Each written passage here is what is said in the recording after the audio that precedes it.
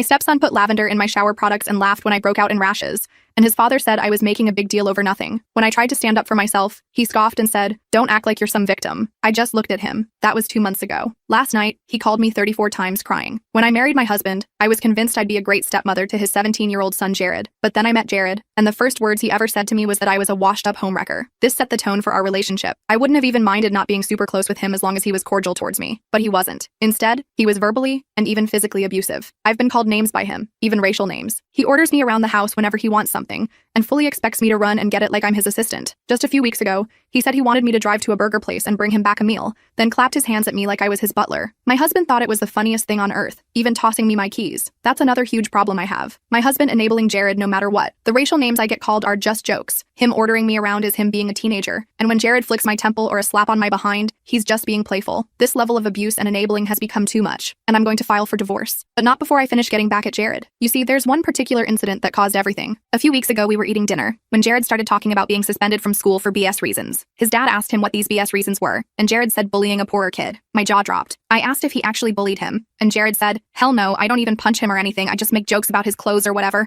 It's not my fault he's broken sensitive." My eyes went wide, but right as I was about to say something, his dad interjected. "Really? They're giving out to you over some jokes you made at some ugly poor kid. School is too soft nowadays, you gotta harden kids up." I was gobsmacked. I wanted to stay silent, but I couldn't. So I spoke up and said, "Funny of you to say you need to harden kids up when Jared is the most spoiled kid I've ever met." I was immediately shot daggers by my husband, and Jared yelled at me, "What the F did you just say?" We got into a heated argument which ended with my stepson flipping his chair and leaving the table. My husband proceeded to blame me for Jared's reaction. That was my nail in the coffin. I started researching divorce lawyers. But then something happened, and although it made me more sure of divorce than ever, it also made me want to stay around just a little bit longer, because what I did to Jared without him even knowing was so funny, it was worth enduring the abuse. To understand what I mean, you need to understand, I am allergic to lavender. My skin breaks out if it makes contact with it. I get painful rashes that last weeks. I went to shower the day after our argument, and at first all was good, but then my body became very itchy. I kept getting more and more sore, until I was forced to get out of the shower, dry myself off and check what was wrong, and almost instantly after getting out, my skin started breaking out into hives and rashes. I knew what they were immediately as I know what lavender does to my body, but I couldn't for the life of me figure out why there was lavender in my body wash. I checked the bottle and it was clear. I did research on the product and found no lavender anywhere. I was walking to my room extremely puzzled when I noticed my son's room door was open, and something on his table caught my eye. It was purple. I went over to inspect it, and my heart sank. It was dried lavender. He had left it out in plain sight for me to see, almost as if he was taunting me, taking pride and even joy in what he did. He was mocking what he had just done to me. It was at this exact moment the last remnants of my marriage died. I know I probably should have said something, but when my husband and stepson came home later that day, I didn't say a word. In fact, I wasn't even going to do anything about it, until my stepson mockingly asked why I was wearing long-sleeve shirts and had hives on my neck. I don't know why, but that snarky comment triggered something inside me. I became determined to go out with a bang. You see, Jared is heavily lactose intolerant, and if he wants to play the allergy game, I was more than willing. That same day, I started sneaking dairy into his meals, and I've been doing so ever since. His school lunches, which are usually dairy-free, somehow end up containing cheese. His dinners are now magically cooked in butter, and milk always mysteriously finds its way into his breakfast. And because of this, Jared is going crazy. He's constantly in the bathroom, constantly feeling nauseous, and has even become scared of all food as he's convinced his body is giving up on him. Neither of them suspect me, and just last week I heard them arguing about how much toilet paper Jared is using. Unfortunately for me, they went to the doctors after a few days, and that's when everything started going downhill. David and Jared left for the doctor around 2 p.m. I paced the house, cleaning nervously and checking my phone every few minutes. They were gone for hours. I started to panic, imagining them talking to the doctor about food tampering. I mentally rehearsed explanations and excuses. The longer they were gone, the more scenarios I imagined, from them coming home with police officers to David demanding a divorce on the spot. When I heard the garage door open around 6 p.m., I quickly sat down with a book, trying to look casual. They walked in with serious expressions. My heart was pounding so hard I could hear it in my ears. David looked at me suspiciously while Jared glared. They knew something, but instead of confronting me, they went into the kitchen and started whispering. The tension in the house was palpable, like electricity before a storm. I pretended to read my book while straining to hear their conversation. I caught fragments like "could be" and "check the food" and "watching her." My stomach dropped. They suspected me but didn't have proof yet. They were planning to catch me in the act. I realized I needed to be more careful, or perhaps stop altogether before this escalated even further. I'm sitting here now, writing this while they're both asleep. The doctor gave Jared some medication and told him to keep a food diary. They're planning to run more tests next week if things don't improve. I know I should stop. This whole revenge plan was stupid and childish, but part of me wants to keep going just to make Jared understand how it feels to be uncomfortable in your own home. Tomorrow morning, I need to decide, do I stop and hope they never figure it out, or do I continue and risk getting caught? Either way, I'm still researching divorce lawyers. This marriage was a mistake from the beginning. I just never realized how bad it would get. Update. It's 6 a.m. now. I just watched David sneaking around the kitchen, checking the refrigerator and cabinets. He was examining all the lactose-free products, probably looking for signs of tampering. He almost caught me watching from the hallway. I ducked into the bathroom quickly. I need to be more careful about where I store my dairy weapons if I decide to continue. I feel torn. On one hand, what I'm doing is wrong. On the other hand, they've both been awful to me, and no one else is on my side. David's family thinks he's perfect, and my own family lives across the country. I have no support system here. Maybe making Jared temporarily uncomfortable is the only way to get through to him before I leave for good. The divorce lawyer I contacted on April 7th has an opening in 2 weeks. I'm going to take it. In the meantime,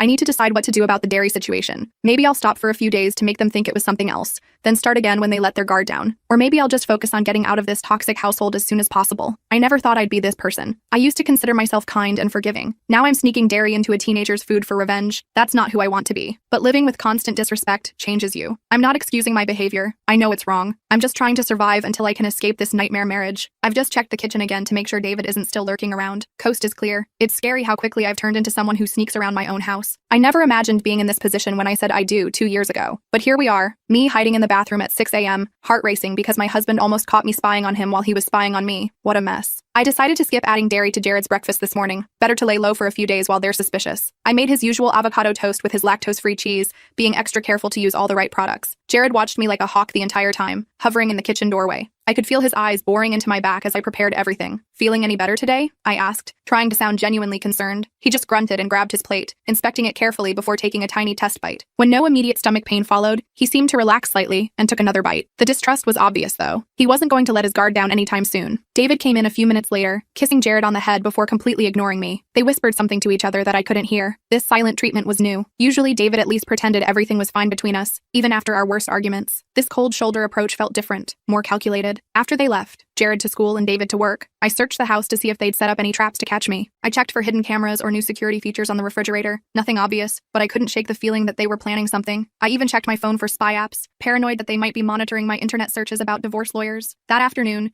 I received a text from David saying he and Jared would be late because of a follow-up appointment with the gastroenterologist. This was news to me. They hadn't mentioned a second appointment so soon. My anxiety spiked again. What if the doctor had somehow identified dairy as the culprit already? I spent the entire afternoon stress cleaning and rehearsing my defense. When they finally came home around 7 p.m., Jared went straight to his room without a word. David lingered in the kitchen where I was preparing dinner. He leaned against the counter, watching me chop vegetables with an unsettling intensity. The doctor thinks Jared might have developed some new food sensitivities, he said casually. Recommended we keep a detailed food log and maybe install a camera in the kitchen to see if we can identify what's triggering these episodes. My knife slipped, nearly cutting my finger. A camera? Isn't that a bit extreme? David shrugged. If it helps Jared feel better, nothing's too extreme. Don't you agree? The threat was thinly veiled. He was letting me know they were closing in. I nodded weakly and continued chopping, my hands slightly shaking. A camera would definitely catch me if I continued my dairy revenge. The game was changing. That night, I lay awake listening to David snore beside me. Our marriage had deteriorated so quickly. I remembered our honeymoon in Maui last summer, how he'd been so attentive and loving. When had things changed? Was it gradual, or had he been wearing a mask the entire time? I knew I needed to accelerate my escape plan. This house was becoming a psychological battleground, and I was outnumbered. The next morning, I checked our joint bank account and was shocked to discover David had withdrawn a significant amount yesterday. Nearly $5,000 was gone. When I casually mentioned it over breakfast, he dismissed my concern. Just needed some cash for Jared's medical stuff. Why, are you keeping tabs on me now? I backed down immediately, but internally, alarm bells were ringing. Was he already moving money around in anticipation of a divorce? I made a mental note to mention this to the lawyer when I saw her. I needed to protect what little financial independence I had left. The 3-story colonial we lived in was starting to feel like a prison. Each creaking floorboard and slammed door set my nerves on edge. The spacious kitchen with its granite countertops and stainless steel appliances,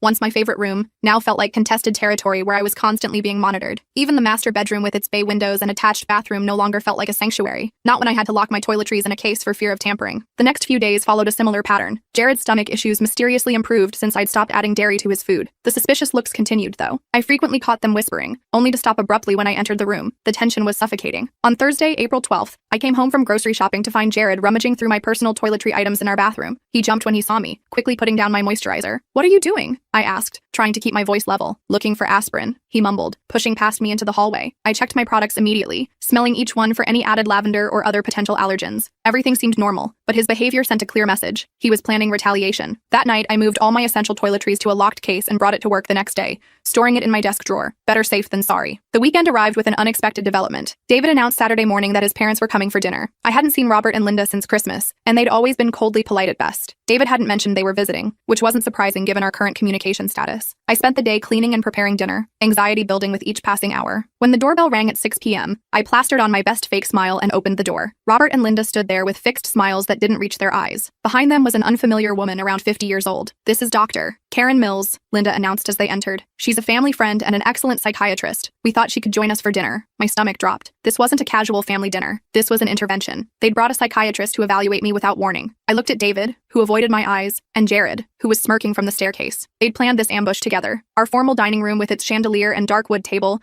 normally used only for special occasions, became the setting for this unexpected psychological evaluation. Family photos hung on the burgundy walls, happy moments from before I entered the picture, reinforcing my status as an outsider in what should be my home. Dinner was excruciating. Dr. Mills asked seemingly casual questions about my childhood, my relationship with my parents, any history of emotional issues. Everyone watched me like I was a bomb about to explode. I answered politely but briefly, trying to maintain my composure while internally screaming. The breaking point came when Linda gently suggested that sometimes new wives can feel threatened by their stepchildren and develop concerning behaviors in response. She looked meaningfully at Dr. Mills, who nodded sagely. They were building a case that I was mentally unstable. I excused myself to the kitchen, supposedly to check on dessert, but actually to have a moment alone to breathe. My hands were shaking as I gripped the counter. David followed me in, closing the door behind him. "What the hell is this?" I whispered furiously. "We're concerned about you," he said, his voice dripping with fake sincerity. "You haven't been yourself lately. Mom thought Dr. Mills might be able to give us some insight. Into what? The fact that your son put allergens in my products and you did nothing? Or that both of you treat me like a servant?" He sighed dramatically. "See, this is exactly what we're talking about. These delusions and accusations. Jared would never deliberately hurt you. Maybe you need help processing your feelings in a healthier way." I realized then that this was their strategy. Make me look unstable so anything I said about their behavior would be dismissed as paranoia. If I filed for divorce and mentioned the abuse, they'd claim I was mentally ill. It was insidious and terrifying. I somehow made it through dessert, excusing myself immediately after with a migraine. I locked myself in the guest bathroom, sat on the floor, and silently cried. I needed evidence of what was happening. I needed allies. I needed to get out before they completely destroyed my credibility and possibly my sanity. Sunday morning, I drove to the nearest electronics store and purchased a small camera, using cash so it wouldn't appear on our joint credit card. I installed it in our bedroom, hidden among my books on the shelf. If Jared was entering our room to tamper with my things, I would have proof. Over the next few days, I checked the footage whenever I had privacy. The third day, I hit pay dirt. The camera captured Jared entering our bedroom while we were both at work. He went directly to my nightstand, opening drawers and examining my personal items. Then he moved to the bathroom, where he spent several minutes doing something with my prescription medication. I couldn't see exactly what he was doing,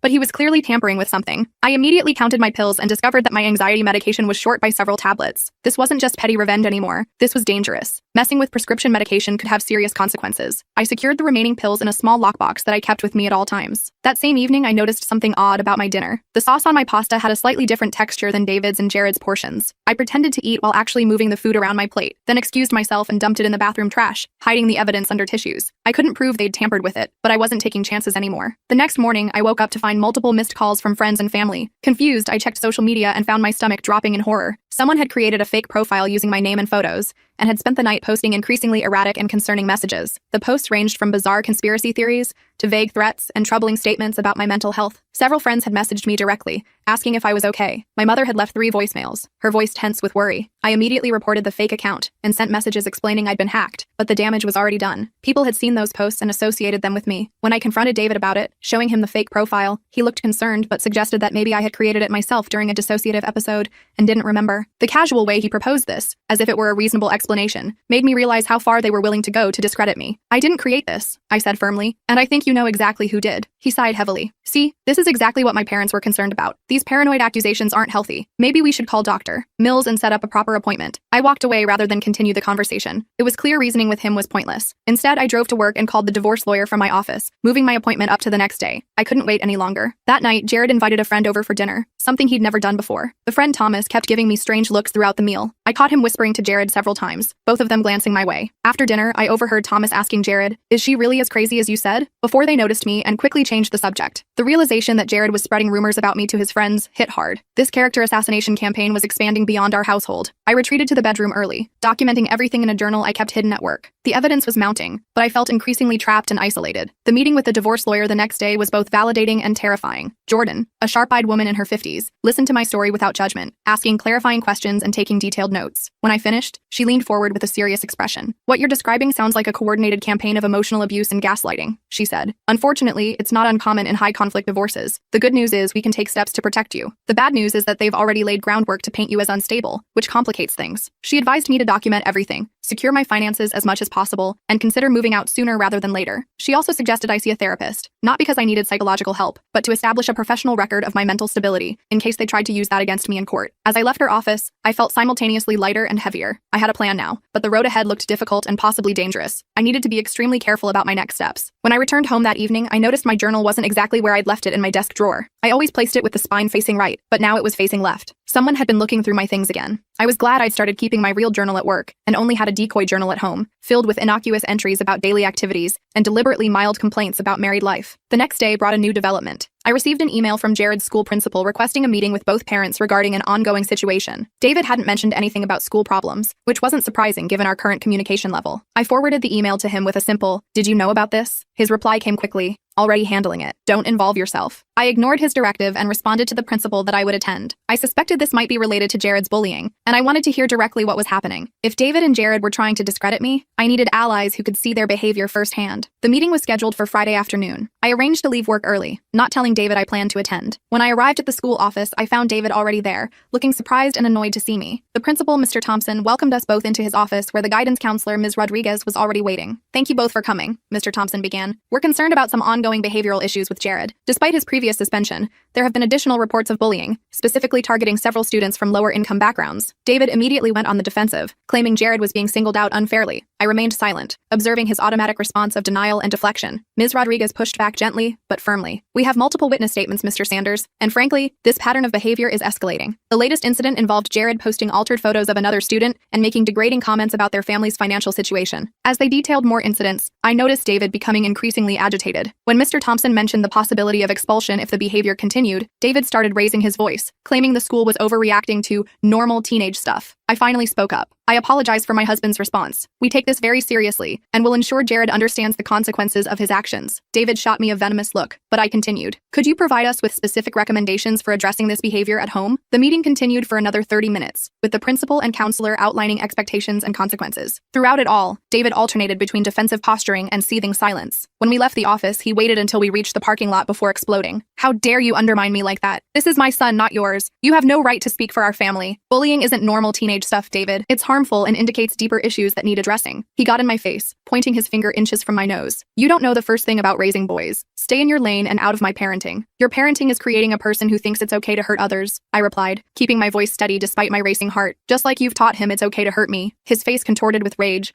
and for a moment, I thought he might actually hit me. Instead, he spat on the ground near my feet and stormed off to his car. I stood shaking in the parking lot, realizing this confrontation had just accelerated everything. There was no going back now. That night, David didn't come home. He texted only to say he was staying with a friend to cool off. Jared was at his grandparents' house, so I had the place to myself for the first time in months. The silence was both relieving and eerie. I used the opportunity to secure more of my personal belongings and important documents. I packed a go bag with essentials in case I needed to leave quickly and hid it in my car trunk. I also withdrew some cash from my personal account and contacted a few friends to see if I could stay with them if necessary. Around midnight, I received a text from an unknown number. "We know what you did to Jared's food. Evidence has been collected. Prepare for consequences." My blood ran cold. I couldn't be certain who sent it, David, Jared, or even Linda, but the threat was clear. They were escalating their intimidation tactics. I screenshotted the message for my records and tried to sleep with a chair propped against my bedroom door. The next morning, I called in sick to work and went straight to my lawyer's office with the threatening text. Jordan advised me to file for a temporary restraining order based on the escalating hostility and documented threats. She seemed particularly concerned about the mention of consequences. "This isn't just about divorce anymore," she explained. "We need to ensure your physical safety while we proceed." I spent most of the day completing paperwork and providing statements. By late afternoon, I had a temporary order prohibiting David from threatening or contacting me except through our lawyers. It wasn't comprehensive protection, but it was a start. When I returned home to collect more of my things, I found David waiting in the living room. My heart nearly stopped. He held up his phone, showing the restraining order notification. "Really? This is how you want to play it?" His voice was eerily calm, which frightened me more than his shouting. "You sent me a threatening text," I replied, staying near the door. "And you've been helping Jared torment me for months. I'm protecting myself." He laughed coldly. "Prove it was me who sent that text. Prove any of your crazy accusations. All you're doing is showing everyone how unstable you really are." "I'm leaving now," I said, trying to keep my voice steady. "The restraining order says you need to stay away from me. This is my house. You're the one who needs to leave." He stood up, blocking the path to the bedroom. "But go ahead. Call the cops. Let's see who they believe. Me or the woman who's been tampering with a minor's food and having paranoid delusions." I realized with horror that he was right. I had no proof of their behavior,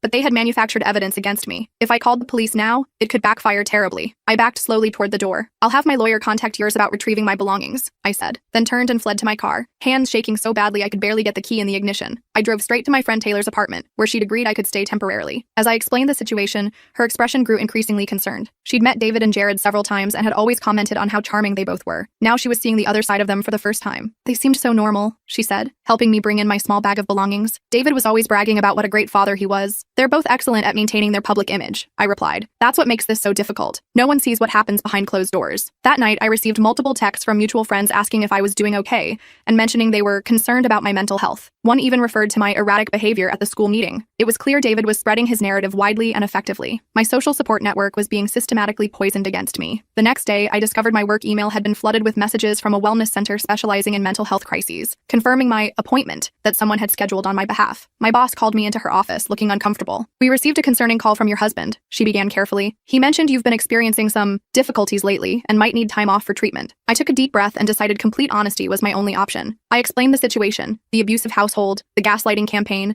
the divorce proceedings, and David's efforts to discredit me professionally. To my immense relief, she listened without judgment and assured me my job was secure. She even offered to have IT change my work passwords and restrict information about me to prevent further interference. That small victory gave me hope, but I knew the battle was just beginning. David and Jared had spent months systematically isolating me and damaging my credibility. Reclaiming my life and reputation would be an uphill struggle. Later that week, I received another email from Jared's school. There had been yet another bullying incident, this time serious enough that the parents of the victim were considering legal action. The principal requested another meeting, this time with all parties involved. My lawyer advised against attending since I was no longer living in the home, but something told me this meeting was important. If David's parenting was being questioned by multiple sources, it could help my case. I decided to go, preparing myself for another confrontation. The meeting was scheduled for Monday afternoon. I arrived early and waited in the parking lot, watching for David's car. When he pulled up, I noticed Jared wasn't with him. Unusual, since this meeting was specifically about his behavior. Inside the principal's office, the atmosphere was tense. Mr. Thompson sat behind his desk, looking grave. Ms. Rodriguez was there again, along with another couple I assumed were the parents of Jared's victim. David nodded curtly at me, but didn't speak. "Thank you all for coming," Mr. Thompson began. "We've asked you here today because the situation has escalated beyond what our regular disciplinary procedures can address." The father of the bullied student, who introduced himself as Richard, spoke up. "My son has been tormented by Jared for months. It started with verbal taunts about our financial situation after I lost my job, then escalated to physical intimidation and social media harassment. Last week, Jared distributed altered photos suggesting my son is homeless and eats from garbage cans." I watched David's face, expecting his usual dismissive defense. Instead, he looked uncomfortable, avoiding eye contact with everyone. Something had changed. Ms. Rodriguez slid a folder across the desk. "These are screenshots of the social media posts. We've also included statements from 8 other students who have experienced similar treatment from Jared. 8 others. The number hit me hard. This wasn't isolated bullying. It was a systematic campaign targeting vulnerable students. It mirrored exactly how Jared treated me at home, with David's tacit approval. What's particularly concerning," Mr. Thompson continued, "is that when confronted, Jared showed no remorse. In fact, he suggested his behavior was justified because these students are,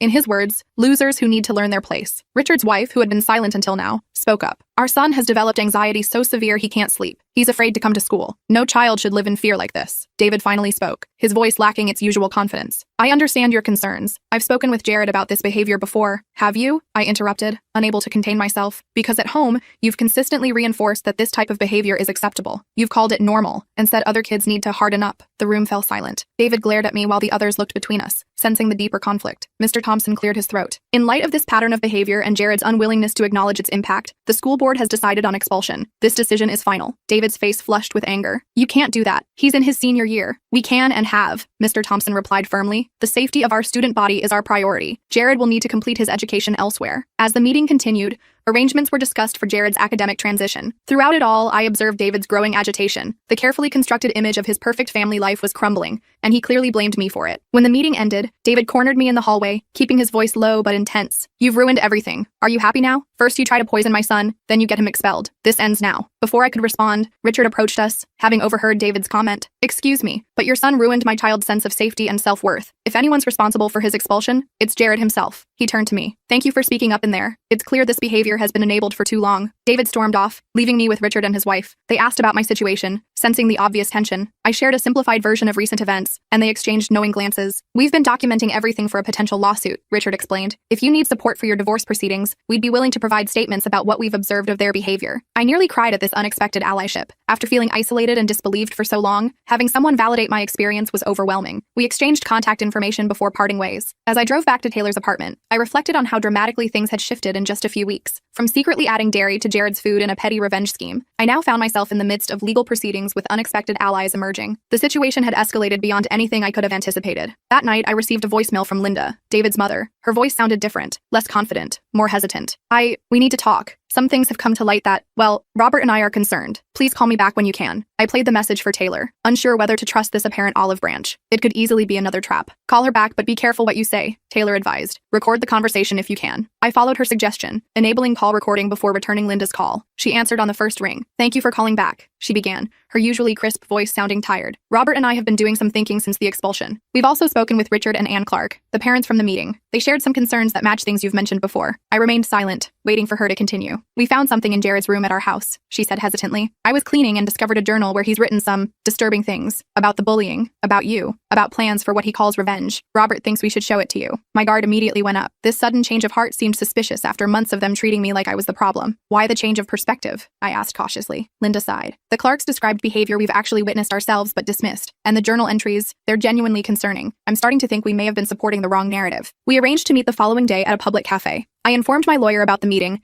and she advised having someone accompany me as a witness. Taylor immediately volunteered. That night, I couldn't sleep, my mind racing with possibilities. Was this a genuine realization on their part, or an elaborate setup? What could Jared have written that would change his grandparents' perspective so dramatically? And how would David react when he discovered his parents might be switching sides? I met Linda and Robert at the cafe the next morning with Taylor at my side. They looked exhausted, like they hadn't slept in days. Linda had a manila folder clutched tightly in her hands. When we sat down, she slid it across the table without saying anything. I opened it and felt my stomach drop. Inside were pages torn from what appeared to be Jared's journal, along with photographs of his room at their house. The journal entries were disturbing, detailed plans for making the bitch pay, including putting more than just lavender in my products. He'd written about researching cleaning chemicals that wouldn't be easily detected but would cause skin reactions or worse. We found these hidden under his mattress when we were changing the sheets, Robert explained, his voice unsteady. At first, we thought it was just angry venting, but then we saw this. He pointed to a page with a detailed timeline and specific plans. There were lists of my allergies, my schedule, and disturbing drawings of me covered in rashes. The most alarming page had yesterday's date marked with special surprise in her coffee. Did he actually do any of this? Taylor asked, looking horrified. Linda nodded slowly. We found empty containers of various products in his trash. We also found these. She pulled out her phone and showed us photos of my toiletries, my actual bottles and containers, hidden in a box in Jared's closet at their house. He'd been stealing my products, tampering with them, and returning them to our bathroom. Why are you showing me this now? I asked, trying to keep my voice steady. Robert looked down, shame evident on his face. We always thought David was the reasonable one. When he told us you were unstable and making things up about Jared,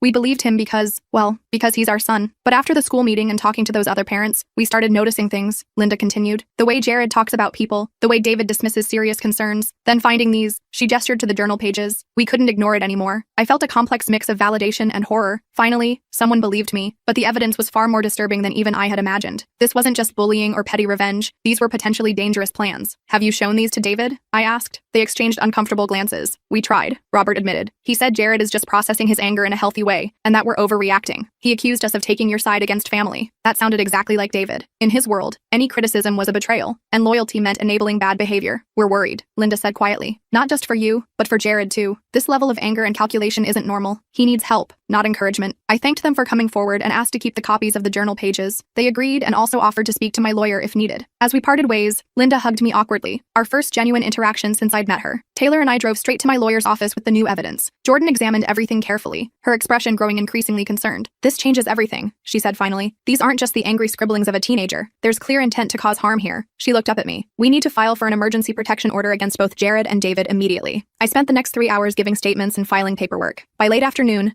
a judge had granted temporary protection orders requiring both David and Jared to stay at least 500 feet away from me, my workplace, and my temporary residence. My phone started blowing up with texts from David almost immediately after the orders were served. I didn't read them, just forwarded them to Jordan as evidence of him violating the order already. She advised me to stay with friends he didn't know about for a few days, just to be safe. I crashed at my coworker James's apartment that night. I barely knew him, but he'd overheard me on the phone with my lawyer and offered his spare room as a place David would never think to look. I accepted gratefully, feeling like I was in some bizarre spy movie, hiding from my own husband. The next morning, I woke up to dozens of missed calls and more texts from David. I continued ignoring them, sending screenshots to Jordan instead. I also had 3 missed calls from Robert. When I called him back, he sounded panicked. David came to our house last night after getting the protection order, he explained. He was furious, blaming us for betraying him. He took Jared and all his things and said we'd never see either of them again if we continued helping you. My heart sank. Did you call the police? Yes, but they said since David has legal custody of Jared, there's nothing they can do about them leaving. They did document the threatening behavior though. I thanked him and hung up, immediately calling Jordan to update her. She was concerned about David potentially trying to flee with Jared to avoid consequences. She suggested I return to my apartment with a police escort to gather more of my belongings, in case this turned into a longer separation than anticipated. 2 officers accompanied me that afternoon. The apartment was empty, thankfully, but I discovered many of my possessions had been been damaged. My clothes were cut up, photos were shredded, and someone had poured what smelled like bleach over my home office area, destroying my personal laptop and documents. The officers documented everything while I packed whatever remained intact. As I was leaving, our neighbor Mrs. Johnson approached cautiously. "I've been meaning to talk to you," she said quietly. "I've heard a lot of concerning things through the walls, and last night there was a huge commotion. That man and his son were throwing things and yelling about making you disappear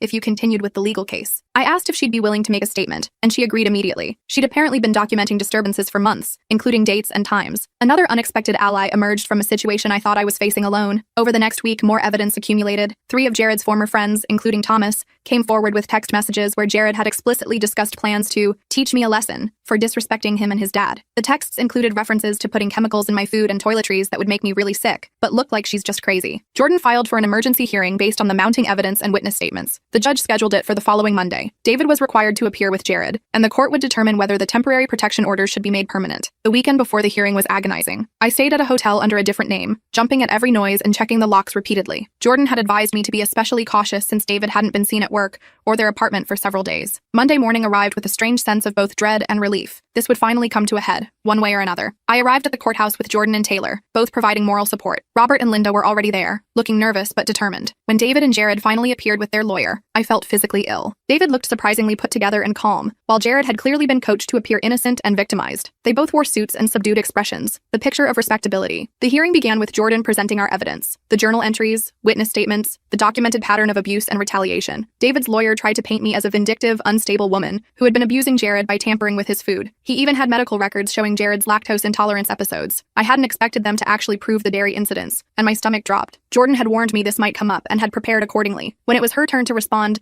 she didn't deny the dairy incidents but put them in context. "Yes, my client admits to a brief, ill-advised period where she added regular dairy to Jared's food," Jordan stated calmly. "This occurred after months of documented abuse, including Jared deliberately exposing her to a severe allergen that required medical treatment. It was a regrettable reaction to ongoing torment. The key difference is that my client's actions, while inappropriate, caused temporary discomfort with no lasting harm, while the respondent's actions show escalating patterns potentially leading to serious injury." The judge, a stern-looking woman in her 60s, asked several pointed questions of both sides. When David took the stand, he was the picture of concerned fatherhood, expressing worry about my declining mental state and how I'd targeted his innocent son out of jealousy. I thought I might throw up watching his performance. His ability to lie convincingly was truly stunning. For a moment, I even questioned my own reality. Had I somehow misinterpreted everything? But then Jordan showed the text messages between David and Jared, discussing plans to make me pay and teach me my place. David's facade cracked slightly as he tried to explain these away as just venting. When it was Jared's turn to testify, something unexpected happened. The carefully coached performance began to unravel under the judge's direct questioning. When asked specifically about the journal entries and plans to put chemicals in my products, Jared became defensive and contradictory. "She deserved it for what she did to me," he finally blurted out, losing his composure. "She was trying to take my dad away and make me sick with the dairy stuff. Dad said we had to show her who's really in charge." The courtroom fell silent. David's lawyer tried to call for a recess, but the judge refused. She continued questioning Jared, who became increasingly agitated and eventually admitted to multiple instances of tampering with my belongings, all with David's knowledge and encouragement. By the end of the hearing, the judge granted permanent protection orders against both David and Jared. She also ordered a full psychiatric evaluation for Jared and referred the case to the district attorney for potential criminal charges against David for contribution to the delinquency of a minor and failure to protect. As we left the courtroom, I felt numb rather than victorious. The system had worked technically, but the cost had been enormous. My marriage was over, my possessions damaged or destroyed, my sense of safety shattered, and my trust in people severely damaged. "What happens now?" I asked Jordan as we walked to her car. "Now we proceed with the divorce with this judgment as supporting evidence," she explained. "David will likely face additional legal consequences depending on what the DA decides. As for Jared, the psychiatric evaluation will determine next steps for him." In the months that followed, things moved both quickly and agonizingly slowly. The divorce proceedings advanced, with the evidence from the protection order hearing making it difficult for David to contest anything. The financial discovery revealed he'd been hiding assets throughout our marriage, leading to a much more favorable settlement than I might have otherwise received. Jared's psychiatric evaluation revealed concerning personality patterns that the psychologist linked directly to his father's influence and parenting style. He was ordered into intensive therapy, with his grandparents granted temporary guardianship, while David dealt with his own legal issues. David eventually pled guilty to reduced charges to avoid jail time, accepting probation and mandatory counseling instead. His professional reputation suffered significantly once the case details became public. The last I heard, he'd moved to another state to start over. 6 months after that final hearing, I was settling into a new apartment in a different city, with a new job, and slowly rebuilding my life. The divorce was finalized, the protection orders remained in place, and I was gradually learning to trust my own perceptions again after months of gaslighting. Surprisingly, Linda and Robert maintained contact, sending occasional updates about Jared's progress in therapy. therapy. According to them, he was slowly recognizing how his father's influence had shaped his behavior and was working to develop healthier patterns. I appreciated their updates but maintained firm boundaries, unwilling to become directly involved in Jared's rehabilitation. One afternoon, I received a letter forwarded through my lawyer. It was from Jared, part of his therapy process to make amends to those he'd harmed. The letter was awkward and still showed signs of minimizing and justification, but it also contained genuine acknowledgement of specific harmful actions and their impact. I read it once, then filed it away without responding. Maybe someday I'd feel ready to acknowledge his efforts at growth, but for now, I needed to focus on my own healing. The therapist I'd been seeing helped me understand that forgiveness wasn't necessary for my recovery, and that maintaining distance was a valid choice. The dairy revenge now seemed like something from another lifetime, a desperate act by a person pushed to her breaking point. I wasn't proud of it, but I also recognized it as a symptom of a profoundly toxic situation, rather than a reflection of who I truly was. 3 months ago, I ran into Richard and Ann Clark at a fundraiser for anti-bullying programs. Their son was doing better at his new school, they told me, and they'd used part of their settlement from the lawsuit against David to establish a support group for families affected by bullying. You know, in a strange way, we're grateful the situation came to light when it did, Richard said. If it had continued unchecked, who knows how many more kids would have been hurt, or how much worse the bullying might have gotten. I understood what he meant. Despite the trauma of the past year, exposing the truth had ultimately been necessary, not just for me, but for everyone affected by David and Jared's behavior. Last week, I had dinner with Taylor and some new friends. When someone asked how my ex and I had split up, I gave the simplified version I now use for people who don't need the full story. Taylor squeezed my hand under the table in silent support, and the conversation moved on to other topics. As I drove home that night, I realized I hadn't checked over my shoulder once during the evening to see if I was being followed. I hadn't inspected my food before eating it. I hadn't flinched when someone moved suddenly near me. Small victories, but meaningful ones. The apartment I live in now has excellent security, but I no longer keep a chair propped against my bedroom door at night. The nightmares about finding chemicals in my food or waking up covered in hives have become less frequent. My therapist says healing isn't linear, and some days are still harder than others. I'm not the same person who excitedly planned to be the perfect stepmom over a year ago. That naive optimism is gone, replaced by a wariness I suspect will never completely disappear. But I'm also stronger, more discerning about who I trust, and absolutely unwavering in maintaining my boundaries. Sometimes I think about what might have happened if I just filed for divorce after the lavender incident instead of starting my dairy revenge. Would things have escalated the same way? Would David and Jared have shown their true colors so clearly? Would others have seen through their facade without the dramatic confrontations that followed? There's no way to know. All I can do is move forward, continue healing, and remember that even in my darkest moments, when it seemed like everyone believed their lies about me, I still knew my own truth. Sometimes that's enough to keep going until the light finally breaks through.